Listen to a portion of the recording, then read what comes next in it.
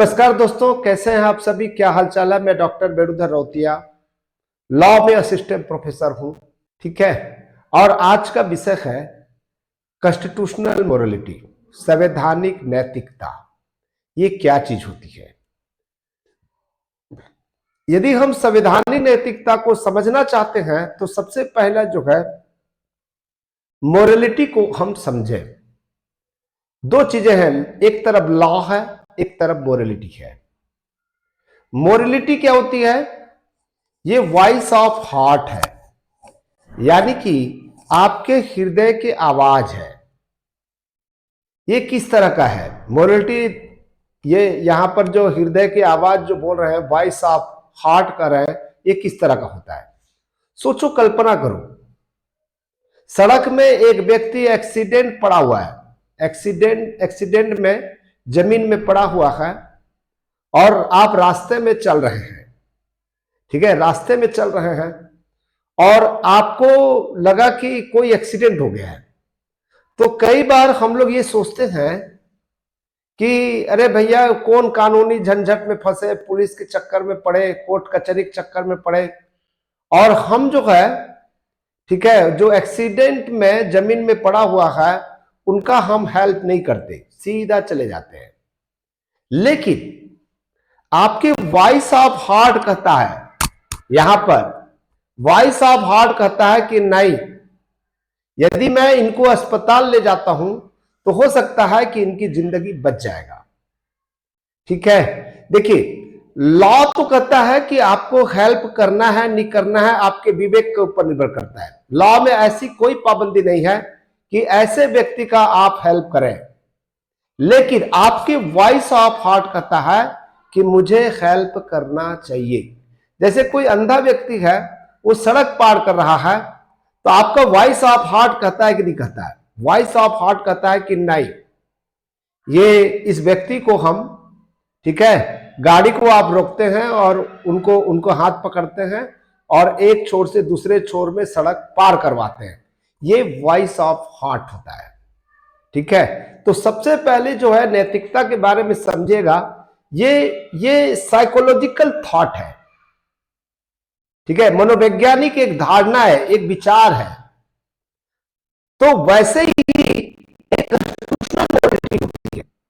देखिए, डॉक्टर अंबेडकर साहब ने जब संविधान बनाया और अंतिम भाषण दिया, तब उन्होंने एक सेंटेंस कहा था, संविधान कितना भी अच्छा क्यों ना हो, यदि मानने वाले लोग, ठीक है, उस संविधान को मानने वाले लोगों को अच्छा नहीं लगेगा तो संविधान अच्छा नहीं लगेगा।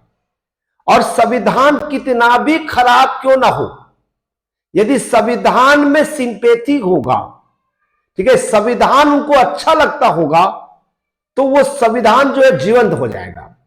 तो कहने के तात्पर्य यह है, ये आपके मोरालिटी के ऊपर निर्भर करता है, आपके सोच, आपकी धारणा के ऊपर निर्भर करता है कि आप इसे किस रूप में देखते हैं।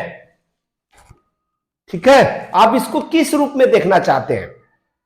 देखिए, संविधान में फंडामेंटल ड्यूटी दिए गए हैं। ठीक है, जैसे संविधान का पालन, संविधान का सम्मान करें, राष्ट्रगीत, राष्ट्रगान या तिरंगा झंडा है, इसका सम्मान करना है। देश जब किसी आपातकाल में आपको आह्वान करे तो आपको देश का साथ देना है। ठीक है, राष्ट्र हित में काम करना है। ठीक है, जो आजादी के लड़ाई में लड़ने वाले जो शहीद हुए हैं उनका सम्मान करना है। पर्यावरण संरक्षण रखना है, पर्यावरण को संरक्षित रखना है। ये सारे फंडामेंटल ड्यूटी में दिए गए हैं। लेकिन याद रखिएगा कि आपको फोर्सली फंडामेंटल ड्यूटी को पालन करने के लिए बाध्य नहीं कर सकते। लेकिन ये एक प्रकार के आपका जो है कॉन्स्टिट्यूशनल मोरालिटी है। कॉन्स्टिट्यूशन जो है आपको एक मोरालिटी दिया हुआ है कि आप कॉन्स्टिट्यूशन कर रहा है तो इसलिए आपको मानना है।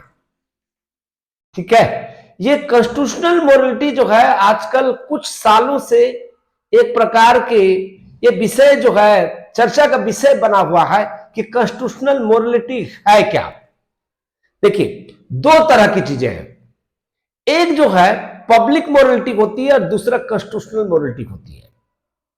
पब्लिक मोरलिटी जैसे मान लीजिए, ठीक है, जब आईपीसी की धारा 377 की बात आई थी, अननेचुरल सेक्स की बात आई थी, नवतेज सिंह जौहर वाला केस आप लोग को पता होगा, समलैंगिक वाला, ठीक है, समलैंगिक विवाह यदि पब्लिक मोरलिटी के हिसाब से देखेंगे तो आप उसको स्वीकार नहीं करेंगे, ठीक है, स्वीकार नहीं करेंगे आप। लेकिन कॉन्स्टिट्यूशन की भावना है राइट टू इक्वालिटी, ठीक है, राइट टू इक्वालिटी के आधार पर 377 को जो है संवैधानिक घोषित कर दिया। यह भी एक कॉन्स्टिट्यूशनल मोरलिटी है, इससे आपको समझ में नहीं आएगा, ठीक है। हमने एक केस के माध्यम से समझाया, सबरीमाला टेम्पल का केस आप लोग को पता होगा। सबरीमाला टेम्पल में, ठीक है, वो महिलाएं जो है सबरीमाला टेम्पल में वो प्रवेश नहीं कर सकती थी, ठीक है, जो शादीशुदा महिलाएं पर्टिकुलर, ठीक है। तब बताइए, ये पब्लिक मोरलिटी के हिसाब से देखेंगे तो कहेंगे नहीं यार, नहीं जाना चाहिए, कुछ ना कुछ कारण है, कई वर्षों से चला आ रहा है कि महिलाएं प्रवेश नहीं कर सकते हैं, तो अभी भी प्रवेश नहीं करना चाहिए। लेकिन कॉन्स्टिट्यूशन कहता है कि आर्टिकल 14 के अंतर्गत जो है महिलाएं भी प्रवेश कर सकती है। समझ आ रही मेरी बात? दूसरा चीज है, सुनिए आप लोग, जो है पुलिस एनकाउंटर करती है, लेकिन पब्लिक मोरलिटी कहता है कि रेप के मामले में एनकाउंटर कर देना चाहिए, वहीं पर गोली चला देना चाहिए। लेकिन कॉन्स्टिट्यूशन कहता है कि किसी भी व्यक्ति को कोई भी अपराध करने की अनुमति नहीं देता, अपराध करने की अनुमति नहीं मिलेगा उन्हें, ठीक है, वो एक प्रकार के अपराध है। आप मेरी बात समझ में आ रहे हैं? तो कॉन्स्टिट्यूशनल मोरलिटी में क्या क्या चीजें आता है? देखिए, कॉन्स्टिट्यूशनल मोरलिटी में प्रियम्बल में बहुत सारी बातें बताएं, समता, समानता, स्वतंत्रता, बंधुता, ठीक है, ये जो शब्दावली है ये कॉन्स्टिट्यूशनल मोरलिटी की भाव है, ठीक है, यानी कि संवैधानिक नैतिकता है। समानता का अधिकार, ठीक है, समानता का अधिकार कॉन्स्टिट्यूशनल मोरलिटी कैसे हुआ?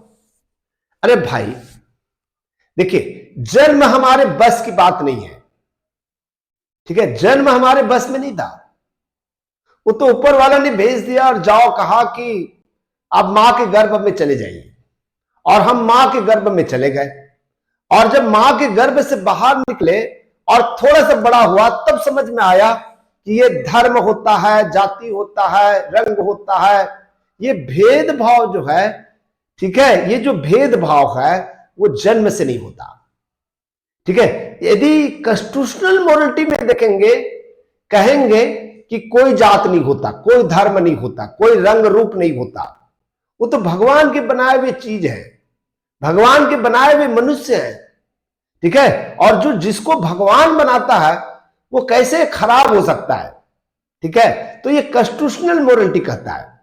स्वतंत्रता, स्वतंत्रता का अधिकार, जैसे मान लीजिए, ठीक है, आप यहां से लेकर पैर तक जो अंग दिए हुए हैं वो अंगों की स्वतंत्रता है। जैसे मस्तिष्क है, मस्तिष्क में सोचने का अधिकार है, सोचने की स्वतंत्रता है, सोच सकते हो, मस्तिष्क दिया है भगवान ने आपको सोचने के लिए, ठीक है, सोचने के लिए जो है कोई पाबंदी नहीं लगा सकता, सोच सकते हो। मुंह दिया है बोलने के लिए, हाथ दिया है कुछ करने के लिए, पैर दिया है चलने के लिए, मूव करने के लिए, ठीक है, समझ आ रही मेरी बात जो है? तो मेरा कहने का मतलब यह है, सांस लेने का अधिकार है, ये सब जो है कॉन्स्टिट्यूशनल मोरलिटी का पार्ट है। समता, समानता, स्वतंत्रता, ठीक है, एकता, अखंडता, बंधुता, ये जो शब्द आप सुन रहे हैं सब कॉन्स्टिट्यूशनल मोरलिटी है। यदि इसको गहराई से, रूल ऑफ लॉ, देखिए ये रूल ऑफ लॉ भी एक कॉन्स्टिट्यूशनल मोरलिटी का पार्ट है, ठीक है, कॉन्स्टिट्यूशनल मोरलिटी का ही तो पार्ट है। क्यों नहीं हो सकता constitutional morality? Rule of law यानी कि शासन प्रशासन को और आम जनता को रूल ऑफ लॉ के तहत चलना पड़ेगा। जैसे उदाहरण के रूप में, आप टू व्हीलर या कार चला रहे हैं, टू व्हीलर चलाते हैं तो ट्रैफिक वाला रोक देता है, कहता है कि भैया आपने हेलमेट क्यों नहीं पहना, ठीक है, हेलमेट क्यों नहीं पहना? तो हम कहेंगे भैया कोई अपराध कर लिया क्या? किसी कानून में अपराध दिया है क्या? ठीक है, तो समझ आ रही मेरी बात? मोटर व्हीकल एक्ट में लिखा हुआ है, ठीक है, मोटर व्हीकल एक्ट में ये कानून है, उस कानून में लिखा हुआ है, और ये कॉन्स्टिट्यूशनल मोरालिटी तो है, ठीक है, कि किसी कानून को कॉन्स्टिट्यूशनल या अनकॉन्स्टिट्यूशनल डिक्लेयर किया जाता है, ठीक है, मोरालिटी तो है, ये हमारे हृदय की आवाज तो है कि क्या हेलमेट नहीं पहनना चाहिए, कानून के दृष्टि में भी हेलमेट पहनना चाहिए, और पब्लिक के मोरालिटी के आधार पर भी आपको हेलमेट पहनना पड़ेगा, ठीक है, ये रूल ऑफ लॉ है, ठीक है, रूल ऑफ लॉ जो है अपने आप में कॉन्स्टिट्यूशनल मोरालिटी है, ठीक है। तो कुल मिलाकर मैं ये कहना चाहता हूं कि कॉन्स्टिट्यूशनल मोरालिटी के अंतर्गत कॉन्स्टिट्यूशन की जो भावना है, कॉन्स्टिट्यूशन के जो नियम है, कॉन्स्टिट्यूशन की जो मनसा है, मनसा, ठीक है, उनके अनुरूप शासन प्रशासन को और आम जनता को चलना होता है, और ये एक रास्ता बताने वाला, ठीक है, एक रास्ता बताने वाला जो है एक प्रकार के क्या है, क्या कह सकते हैं इसको, ठीक है, ये एक सिद्धांत है, ये एक आचार संहिता है, कह सकते हो इसको, आचार संहिता कह सकते हो, इसका पालन करेगा ही। और आजकल सुप्रीम कोर्ट और हाई कोर्ट जितने भी social, economic, political, cultural development से संबंधित, ठीक है, या उनके राइट से संबंधित जितने भी जजमेंट आ रहा है, वो सारे जजमेंट जो है कॉन्स्टिट्यूशनल मोरालिटी के आधार पर आ रहा है। जैसे आरक्षण का अधिकार है, ठीक है, जो अनुसूचित जाति, जनजाति, पिछड़ा वर्ग, पीडब्ल्यूडी, ईडब्ल्यूएस लोगों को जो आरक्षण मिल रहा है, आप देखेंगे ये कॉन्स्टिट्यूशनल मोरालिटी का ही तो पार्ट है, ठीक है। सोचो, कल्पना करो कि एक 10 साल का व्यक्ति है, 10 साल का लड़का है, और एक 5 साल का लड़का है, ठीक है, दोनों को दौड़ लगाते हैं, दौड़ लगाने की कोशिश करते हैं, तो सोचो जो 10 साल का लड़का है वही हाईएस्ट आएगा, लेकिन 5 साल का लड़का कभी भी हाईएस्ट नहीं आ सकता, यानी कि 10 साल के लड़के को नहीं हरा सकता, नहीं हरा सकता ना, ये भी तो एक मोरालिटी है, ठीक है। तो वैसे ही, ठीक है, एक बहुत विद्वान है, एक बहुत कमजोर है, ठीक है, दोनों को हम बराबर नहीं देख सकते, विद्वान को विद्वान की दृष्टि से देखेंगे और कमजोर को कमजोर की दृष्टि से देखेंगे, यही कॉन्स्टिट्यूशनल मोरालिटी है, ठीक है। समाज में, समाज के मुख्य धारा में जोड़ने के लिए जो समाज के वंचित शोषित वर्ग है, उनको भी मुख्य धारा में जोड़ने के लिए यह आरक्षण की एक व्यवस्था है।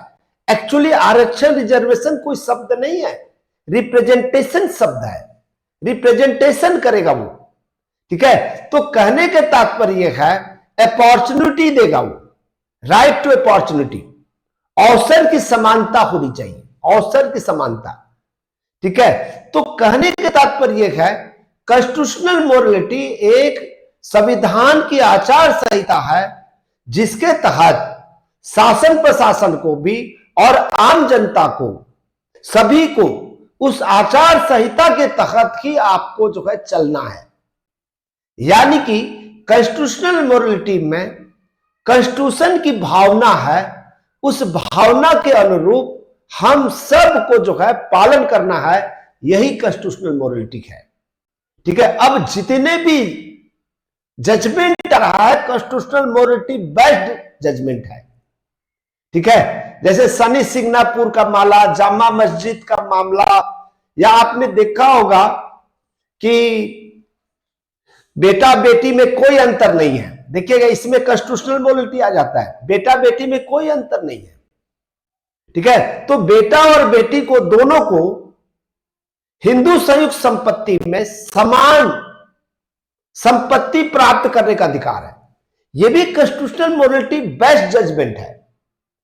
तो कहने के तात्पर्य यह है दोस्तों कि कॉन्स्टिट्यूशनल मोरालिटी के अंतर्गत हम सबको चलना है, कॉन्स्टिट्यूशन के प्रति हमारी सम्मान होनी चाहिए।